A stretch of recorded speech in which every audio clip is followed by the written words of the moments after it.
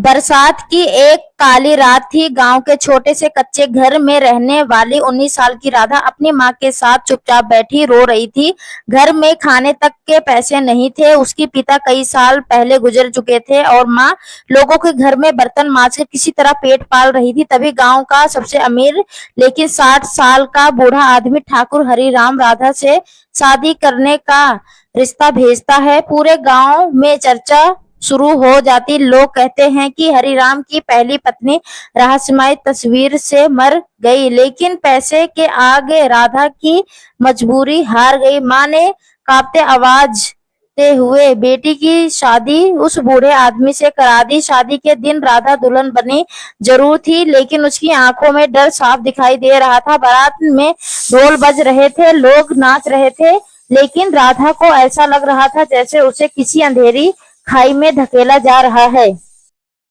शादी के बाद जब राधा पहली बार ठाकुर की हवेली पहुंची तो उसकी रूह कांप गई। हवेली में बहुत बड़ी लेकिन अजीब तरह की सुनसान दीवारों पर पुरानी तस्वीर टंगी थी और हर कमरे में अंधेरा फैला हुआ था। घर के नौकर भी उससे नजरें चुराकर बात कर रहे थे। तभी एक बूढ़ी नौकरानी धीरे से उसके पास आई और कांपती आवाज में बोली, बहू, रात होने के बाद इस हवेली में जो भी आवाज सुनाए उस कमरे से बाहर मत निकालना। इतना कहकर वह तुरंत वहां से चली गई। राधा के हाथ पैर ठंडे पड़ गए। उसे समझ नहीं आ रहा था कि आखिरकार इस हवेली में ऐसा क्या छुपा है जिससे सब डरते हैं।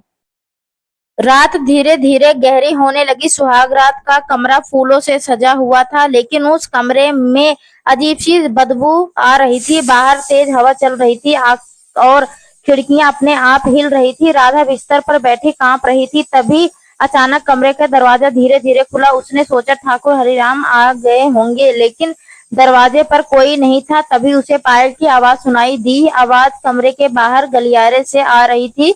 राधा का दिल जोर जोर से धड़कने लगा। उसने डरते हुए दरवाजा बंद करना चाहा, लेकिन तभी उसे लगा जैसे किसी औरत की धीमी आवाज, रोने की आवाज हवेली में गूंज रही हो।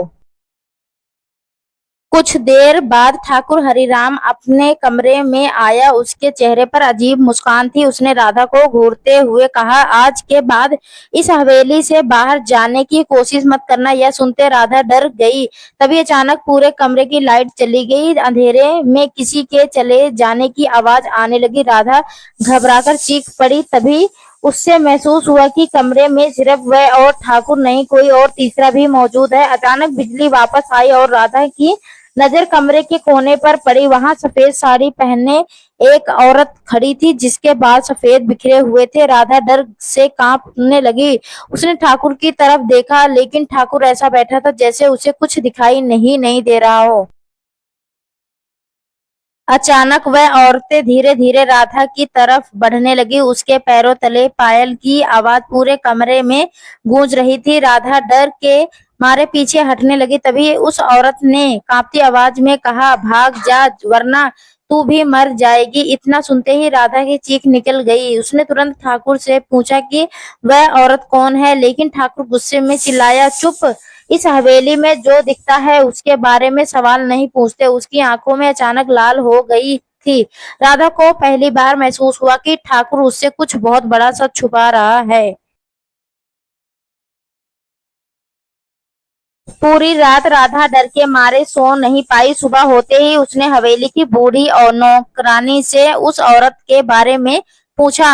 नौकरानी पहले तो चुप रही, लेकिन फिर रोते हुए बोली, वह ठाकुर की पहली पत्नी सावित्री है। उसकी मौत आज तक रहस्य बनी हुई है, लेकिन सच यह है कि किसी उसकी मौत नहीं हुई थी। इतना सुनते ही राधा के पैरों तले जमीन खिसक गई। तभी नौकरानी ने डरते हुए हवेली के पीछे बने बंद कमरे की तरफ इशारा किया और बोली, असल सच उस कमरे में कैद है। उस रात राधा ने हिम्मत करके उस बंद कमरे में का ताला खोला दिया। जैसे ही दरवाजा खुला, अंदर से बहुत तेज बदबू आने लगी। कमरे में धूल जमी हुई थी और दीवारों पर खून जैसे निशान बने थे। तभी उसे कमरे के कोने में एक पुरानी डायरी मिली।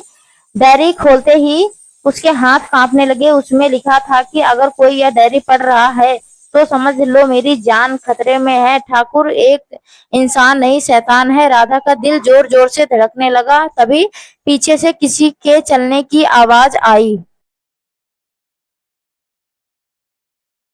राधा धीरे धीरे पलटी और अब सामने ठाकुर हरिराम खड़ा था। उसके हाथ में बड़ा सा हथियार था और चेहरे पर खौफनाक मुस्कान। उसने दरवाजा बंद करते हुए कहा, तुझे सच जानना नहीं चाहिए था। राधा डर के मारे पीछे हटने लगी। तभी अचानक कमरे की खिड़कियां अपने आप खुलने लगी, तेज हवा चलने लगी और उसी अंधेरे में फिर वही सफेद साड़ी औरत दिखाई दी। इस बार उसकी आंखों में आग थी। ठाकुर पहली बार डरा। कमरे में जोर जोर से चीख गूंजने लगी और फिर अचानक ऐसा हुआ कि अगले दिन पूरे गांव में ठाकुर की हवेली की बाहर पुलिस खड़ी थी, लेकिन ठाकुर हरिराम कहीं नहीं मिला। सिर्फ उसकी खून से सनी पकड़ी कमरे में पड़ी। सुबह होते ही ठाकुर की हवेली के बाहर पूरे गांव की भीड़ जमा हो गई। पुलिस हवेली के हर कमरे की तलाशी ले रही थी ठाकुर, लेकिन हरिराम कहीं नहीं निशान था। सिर्फ उसके कमरे की टूटी खिड़की, फर्श पर फैला खून और वह खून से सनी पगड़ी लोगों के रोंगटे खड़े कर रही थी। गांव वाले वापस में फुसफुसा रहे थे, ठाकुर को अब उसकी पहली पत्नी की आत्मा उठा ले गई। कोई कह रहा था कि हवेली में वर्षों से शैतानी साया है, लेकिन राधा चुप थी। उसकी आंखों में डर अब भी साफ दिखाई दे रहा था, क्योंकि उसने रात को जो देखा था वह किसी बुरे सपने से कम नहीं था। पुलिस बार बार उससे सवाल कर रही थी, लेकिन राधा सिर्फ इतना कह पाई, वह औरत वह सिर्फ से आई है। उस रात के बाद हवेली का माहौल और भी डरावना हो गया। शाम ढलते ही हवेली के गलियारों में पायल की आवाज गूंजने लगी। नौकर एक एक करके काम छोड़कर भागने लगे। बूढ़ी और नौकरानी ने राधा से कहा, बहू, यह हवेली अब तुझे भी नहीं छोड़ेगी। लेकिन राधा अब डरने वाले में से नहीं रही थी। उसके मन में सिर्फ एक सवाल घूम रहा था, आखिरकार ठाकुर हरिराम गया कहाँ और उसकी पहली पत्नी सावित्री की मौत का असली सच क्या था। उसी रात राधा फिर उस बंद कमरे में गई। कमरे की दीवारों पर बने खून जैसे निशान अब और गहरे दिखाई दे रहे थे। तभी उसकी नजर कमरे के फर्श पर पड़ी। वहां एक लोहे की पुरानी चाबी पड़ी थी, जिस पर सूखा हुआ खून लगा था। राधा ने कांपते हाथों से चाबी उठाई। तभी अचानक हवेली की सारी लाइटें एक साथ बंद हो गई। पूरा कमरा अंधेरे में डूब गया।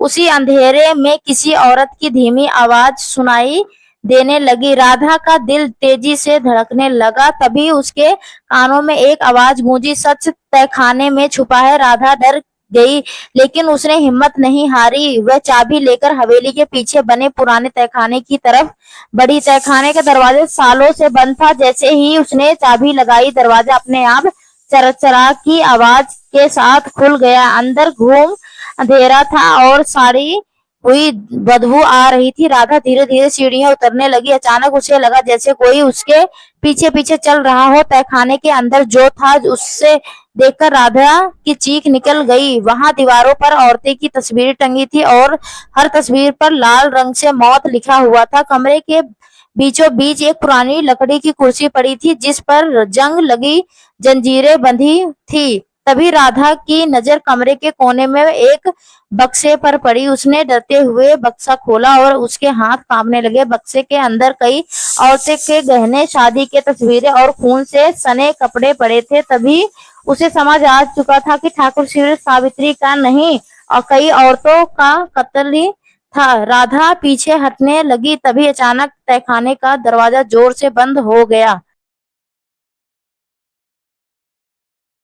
अब राधा तहखाने में कैद हो चुकी थी। ऊपर से किसी भारी चीज घसीटने की आवाज आ रही थी। तभी अंधेरे में एक लालटेन जली और उसने ठाकुर हरिराम खड़ा दिखाई दिया। उसका चेहरा खून से सना था, लेकिन वह जिंदा था। उसकी आंखें पागलों जैसी लग रही थी। वह जोर जोर से हंसने लगा और लाल बोला, मैं इतनी आसानी से नहीं मर सकता। राधा यह सुनते राधा के पैरों तले जमीन खिसक गई। उसने तो अपनी आंखों में ठाकुर को उस रात गायब होते देखा। और ठाकुर धीरे धीरे उसकी तरफ बढ़ने लगा और बोला, जो भी इस तहखाने का सच जानता है वह कभी जिंदा बाहर नहीं जाता।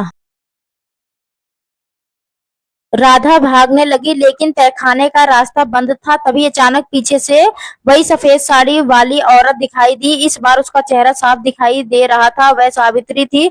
उसकी आंखों से खून जैसी आंसू बह रहे थे। उसने राधा की तरफ देखा और धीरे से कहा, आज इतना इसका अंत होगा। अचानक तहखाने की दीवारें कांपने लगी। उससे ऊपर हवेली में तेज तूफान शुरू हो गया। लालटेन अपने आप बुझने लगी। ठाकुर पहली बार डर गया। वह जोर जोर से चिल्लाने लगा, तुम वापस नहीं आ सकती। लेकिन तभी सावित्री की आत्मा ने ठाकुर का गला पकड़ लिया। पुराने तहखाने में उसकी दर्दनाक चीखें गूंज उठी। राधा डर के मारे एक कोने में सिमट गई। अगले ही पल तहखाने की दीवारें टूट गईं और अंदर से ऐसा राज सामने आया जिसे देखकर राधा की सांसें रुक गई। टूटी हुई दीवार के पीछे कई कंकाल पड़े थे, उन सभी औरतें के जिसने ठाकुर ने शादी की थी। राधा की आंखों से आंसू बहने लगे। तभी उसे उन कंकालों के बीच एक छोटी सी बच्ची की पायल दिखाई दी। राधा समझ नहीं पाई कि उस बच्ची का इस रहस्य से क्या संबंध है। तभी पीछे से किसी छोटी लड़की की आवाज आई, माँ मुझे यहाँ से बाहर निकालो। राधा धीरे धीरे पलटी और अंधेरे में दो चमकती हुई आंखें दिखाई दी। तो दोस्तों, आपको यह कहानी कैसी लगी कमेंट करके जरूर बताइएगा। अगर आपको यह कहानी पसंद आई तो इसे लाइक करें और अपने दोस्तों के साथ शेयर करें। आगे भी ऐसी रोमांटिक कहानी के लिए हमारे चैनल को सब्सक्राइब करें और बेल आइकन दबाना ना भूलें ताकि आप हमारी कोई भी कहानी मिस न करें। धन्यवाद दोस्तों, आपका दिन अच्छा हो। जय श्री श्याम, हरे के सहारा।